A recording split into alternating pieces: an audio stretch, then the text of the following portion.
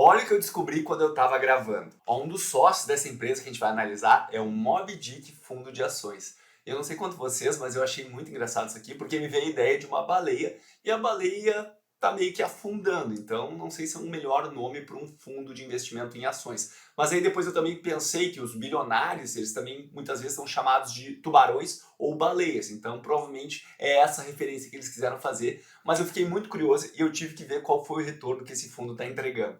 E aqui eu achei o Itaú Moby Dick e eu achei um outro fundo que tinha aquele CNPJ. E aí os dois não estão indo muito bem, esses são fundos recentes, então não tem um período maior. Mas chega dessa curiosidade, agora vamos analisar a empresa que tu entrou aqui para ver o vídeo. Ó, vamos voltar para o foco desse vídeo, que é fazer uma análise rápida e direta das empresas Marisa, que talvez seja a empresa que tenha o nome mais carinhoso de toda a Bolsa de Valores brasileiros, já que o código das ações dela é AMAR3. Mas o mercado não tem tido muito amor por essa empresa, porque em 5 anos ela já caiu mais de 90% e em 12 meses ela já caiu quase 40%. Será que é uma grande oportunidade comprar ela, que agora está valendo menos de R$ 4? Vamos dar uma olhada no site dela para a gente entender um pouquinho do histórico. Vamos pegar a partir de 2019. Nesse ano ela estava numa trajetória de retomada do crescimento e ela também fez emissões de ações, então ela levantou bastante dinheiro para usar nas operações da empresa. E aí veio 2020, vocês já sabem o que aconteceu. Muitas empresas sofreram muito e o varejo foi um setor que sofreu bastante. A empresa foi forçada a melhorar um pouco a sua presença digital, como todas as empresas acabaram sendo. Em 2021 ela também tentou dar uma cara mais moderna para a marca, ela também lançou serviços financeiros ligados ao aplicativo e às lojas para fazer com que os clientes consigam mais opções de financiamento e ela também conseguisse faturar nessa parte de financiar as suas vendas. Só que em 2022 ela se viu obrigada a fazer uma nova emissão de ações. E só para lembrar, quando uma empresa ela lança ações no mercado, ela vai criar novas ações, ela consegue captar dinheiro para fazer o que a empresa desejar fazer, geralmente na sua oferta de emissão de ações, ela diz o que ela vai fazer com esse dinheiro, se vai ser para o bolso do sócio, se daqui a pouco vai ter algum sócio que vai estar vendendo participação, ou se ela vai usar esse dinheiro para as operações da empresa, ou ela vai fazer novos investimentos.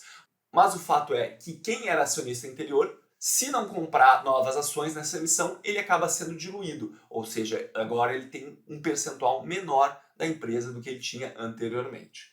Em 2023 ela começa falando aqui que o cenário macroeconômico não está bom e que ela vai focar em um plano para aumentar sua eficiência e diminuir seus custos para conseguir gerar mais caixa dentro das suas operações, que a gente já vai ver que não é algo que tem acontecido nos últimos anos. Olhem aqui, ó, que desde mais ou menos 2014 ela não consegue crescer as suas receitas. Já desde 2014 as receitas estavam caindo um pouco, aí 2019 subiu um pouquinho, 2020 obviamente caiu e ela está se recuperando, mas está ainda longe do patamar de 2014. Lembrando que nós temos inflação durante o período. Então, mesmo se fosse o mesmo valor aqui nominalmente, a empresa não teria avançado muito. E quando a gente analisa lucro, a gente pode ver que a partir de 2014 começou a ser uma trajetória meio de queda, ela se recuperou um pouquinho em 2018 e aí depois de 2020 o lucro dela degringolou e virou prejuízos bem fortes. Vocês lembram que em 2019 ela fez uma captação de ações. Então aqui, ó, atividades de financiamento aumentou bastante o número de valores que a empresa recebeu em relação a essas atividades. Afinal, a empresa estava se financiando através de emissão de novas ações.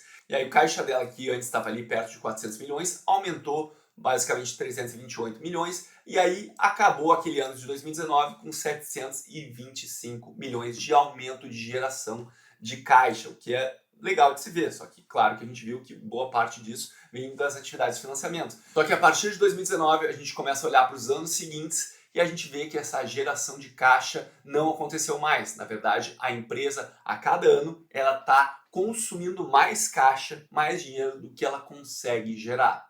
Ó, basicamente, em 2020, saiu mais caixa do que entrou, em torno de 200 milhões. Aí, em 2021, 264 milhões de saída de caixa superior à entrada.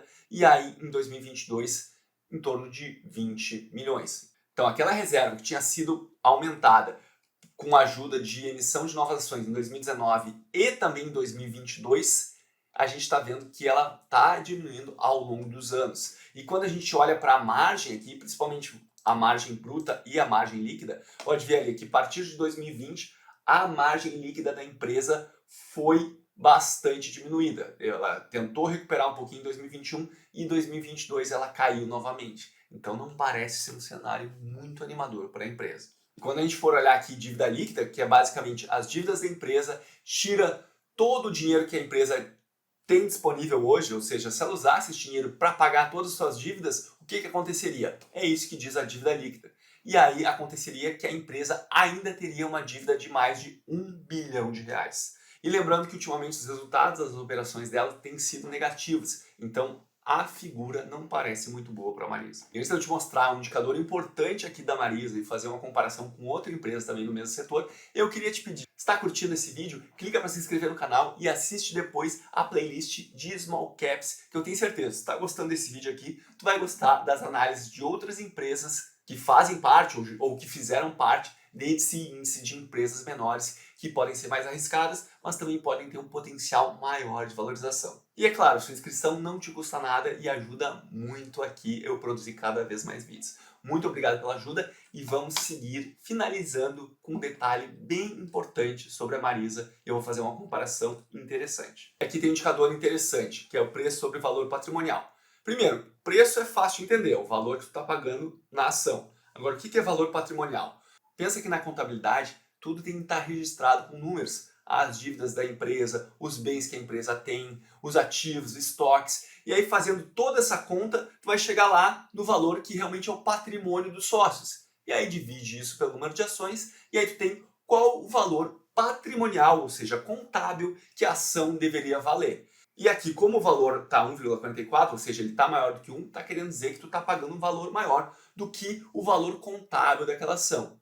Ah, Felipe, então tá querendo dizer que eu nunca deveria comprar uma empresa com valor patrimonial maior do que um... Não estou dizendo isso porque muito do valor de resultado futuro de uma empresa muitas vezes não pode ser explicado apenas pelo valor patrimonial. Esse aqui é apenas um indicador. Mas para uma empresa de varejo que tem bastante estoques, ou seja, muito do valor da empresa realmente tem uma representação, digamos assim, mais física, não é tipo uma empresa de tecnologia que muito do valor que a empresa vai trazer no futuro é de capital intelectual ou é daqui a pouco de um poder de uma marca que não necessariamente muitas vezes está registrado corretamente na contabilidade. E no setor de varejo, esse preço sobre o valor patrimonial faz mais sentido. Mas o que eu queria chamar a atenção para vocês é que mesmo todo esse cenário não estando muito bom para a empresa, esse valor não chegou a cair muito. Se vocês compararem com outra empresa do setor, que eu vou deixar aparecendo aqui o vídeo agora, que eu analisei recentemente, que foi a C&A, eu mostrei naquele vídeo que esse indicador, no caso da C&A, ele chegou a próximo a 0,20%.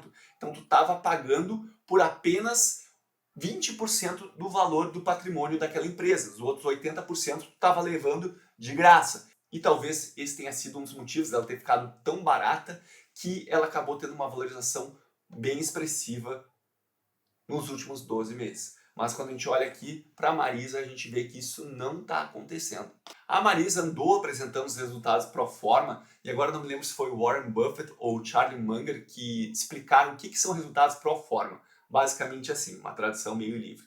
Resultados pro forma são resultados que a empresa informa que dizem: olha, como a gente poderia ter tido os resultados bons se os nossos resultados não tivessem sido tão ruins. Basicamente isso. Então, na verdade, Charlie Munger e Warren Buffett, eles não gostam muito desse tipo de resultados, mas ela apresenta, o mercado muitas vezes faz isso, mostrando o que teria acontecido com o resultado dela se ela já tivesse implementado a estratégia que ela está dizendo que está implementando agora de redução de custos e aumento de eficiência, para o investidor conseguir ter uma ideia do qual seria o resultado que a empresa teria tido para conseguir projetar qual seria esse resultado futuro. Mas claro, a gente sabe que papel aceita tudo e tem uma distância entre tu botar no papel algo que poderia ter acontecido e realmente tu fazer aquilo acontecer.